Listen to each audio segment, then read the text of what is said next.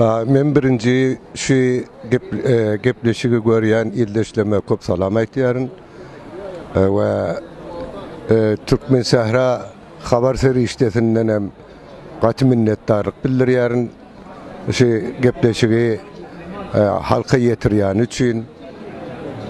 Bugün biz şu ýerde Frankfurt şäherine iki koalisyon etilafın biri Kongre Milliyetay İran Federal ve ikincisi hembestigi feragir beraye azadi ve beraberi diyen etilaflan oturuşuna Türkmen toporu olup katnaştık ve şu yerde şu konferansta esasen köplenç nehili siyasi güçlerin birleşik gövrümünü ulaştırmalı ve şonu giňeltmeli meseleler ortaya atıldı ve iki etilaf yani kaydık geçen iki etilafım umuman 12 maddede öz maslahatlarını belki siyasi toparlara, siyasi gruplara ve şahsiyetlere şu yerde ilan ettiler. Onlar öz maksadını beylikler veren gepleşmek, siyasi şahsiyette veren, medeni gruplar veren, siyasi topar ve gruplar ve hizpler veren öz gepleşiğini geçirmekini maksat edindiler. Umuman ben bu yerde bir zadın nıktak geçesim geliyor. O yerde bu yerde kavaklar şeyle gurrunlar çıkıyor, Türkmenler görünmeye deyip, Türkmenlerin sesi çıkmaya deyip, biz önden hem şu zatlara katnaşıp görürüz. Yani kıynansak da, yani medya uğruna Türkmenler birma aşağı derece aktif ve faal olan son, bizim havarlamız kendi yayramayattı. İnni ümid etiyek, inha Türkmen Sahra havar serişdesinin üssü veren köprek şu havarları etireyli, belki web saytlar var inha goftumanı Türkmenler, Türkmen gepleşigi diýär.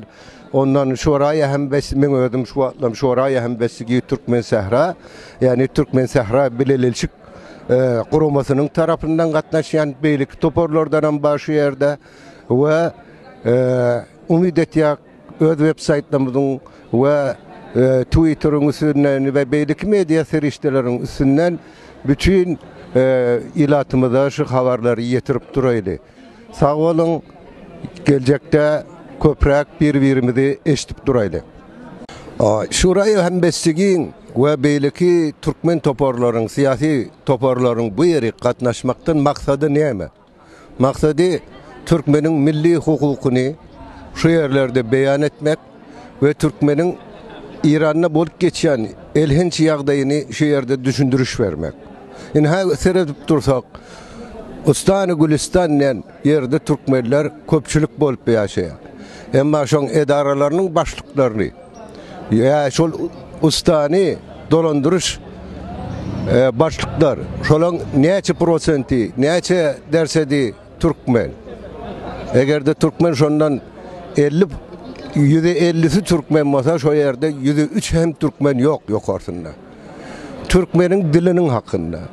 Türkmenin şu meselesi bir millet bolup el mıdamda onun coğrafyası, onun toprağı, onu hel mıdamda şonu İran'ın nakşasına adını pozmak. Demek biz bu yerde esasi yine de bir agdap geçýän zadymız Türkmenler özleri bir ustaneye ev olmak. Özleri eğer gelecekki hükümette, bir hükümeti aşamızda, bir hükümet döndürülen ýagdaýynda, Türkmen eğer de İran bir eyaletlere ya ustallara bölünende Türkmen hükmen bir özü bir ustan olmalı. Ve eğer de biz bir ustaneye ev olunmasak, eğer de biz milli hukuklarımızı yerine getirmeni alade edip, eğer de şol hükümetin merkezi dolandırışında yerli öz hükümetimiz bolmasa biz hiç vakti öz hükümet, öz hukuklarımıza ergerip bilmez. Elbette bu zatlar her özü adım be adım olmalı. öz wagty gelende biz inanýarys. Türkmen sahra hem öz hareketlerini etjegine öňden taryhda gördük we geljekden görer, şoňa gaty inanýarys.